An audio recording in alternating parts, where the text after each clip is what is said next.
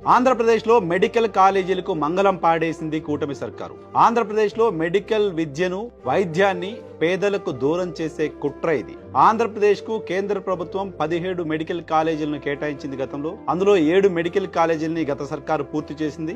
Complete గా పూర్తి చేసి అక్కడ అడ్మిషన్స్ కూడా అవుతున్నాయి. ఏడాది కాలంలో పూర్తి కాని మెడికల్ కాలేజీలను పూర్తి చేయడం పైన దృష్టి పెట్టకుండా వాటిని పూర్తిగా పక్కన పెట్టేసింది కూటమి సర్కారు. 7 మినహా మిగిలిన 10 మెడికల్ కాలేజీలని పీపీపీ మోడల్లో ప్రైవేట్ వ్యక్తులకు అప్పగించబోతోంది. ప్రైవేట్ వ్యక్తులకు మెడికల్ కాలేజీలను అప్పగించడం అంటే అవి పూర్తిగా ప్రైవేట్ కాలేజీలు గానే, ప్రైవేట్ హాస్పిటల్స్ గానే ఉండే పరిస్థితి. పేదలు అక్కడ వైద్యాన్ని కొనుక్కోవాల్సిన పరిస్థితి.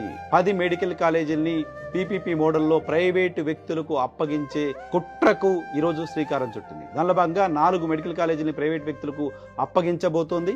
మిగతా వాటిని కూడా త్వరలో అప్పగిస్తామని చెప్తోంది. ఆంధ్రప్రదేశ్ రాష్ట్ర ప్రజలు జాగ్రత్తగా గమనించండి.